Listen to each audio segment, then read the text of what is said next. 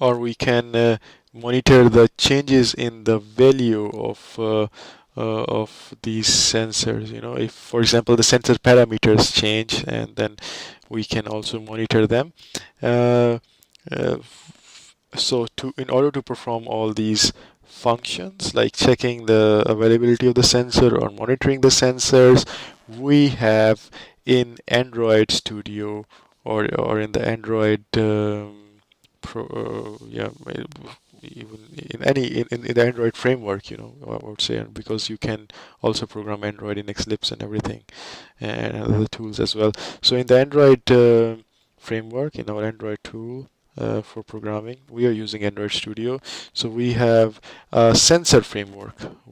There is a sensor framework, or a library for the sensors, that has different kind of classes or interfaces that we can use to kind of check if a certain sensor is available, and get its states or accuracy, or what's the and monitors the changes in the value of the sensor, and that's these kind of things. So first we have these kind of classes like sensor class, sensor manager class. We have sensor event class and sensor event listener class in this framework or library. And what these different classes are doing, we can describe a bit here. For example, this sensor class, our first sensor class, can be used to kind of find out, or the particular capabilities, or what kind of features we have, kind of reach those features, or provide those features, kind of so that we can use them further. So we can this class provides them. This class is kind of it's like an instance of a sensor. It's like it's like the software representation of our sensor in the device, and then this sensor has certain features, that will be provided by this class. That is the sensor class. uh, so as we said, so sensor is just is the instance of the sensor itself. The sensor class. So sensor manager is like, you can say it's a service. It's like a service for it provides us a service for the sensor. Like, what do you mean by service? It means, like, for example, it provides us the capabilities to listen to the sensors, to set, for example, the rates, or the time delays at which we will listen to these sensors, or get its value changes,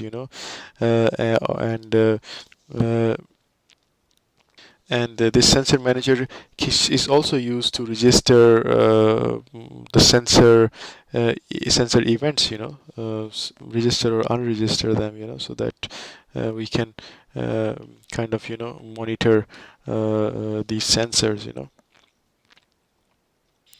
So then we have a sensor event class. What are the uses of sensor event class? So when we use the sensor event class object, uh, we actually have access through this class to the actual values that the sensor is measuring from its surroundings, and also that at the time, or the timestamp at which these values were measured. Uh, Plus is also tells us which of the sensor, because there can be more or than one sensor. So there can be a lot of sensors in a device. So which of the sensors has given these values? So this is all given by the sensor event class. And then we have sensor event listener class. So we have two kind of sensor events. Like, one is the accuracy changes in the event, and for example, if there's an accuracy change in the value of the sensor, one is the change in the value of the sensor. So we are listening to these two events using this sensor event listener class. And then comes the next topic. So after describing this framework a little bit, I think this is how we kind of program, or we kind of manipulate these sensors in the software. So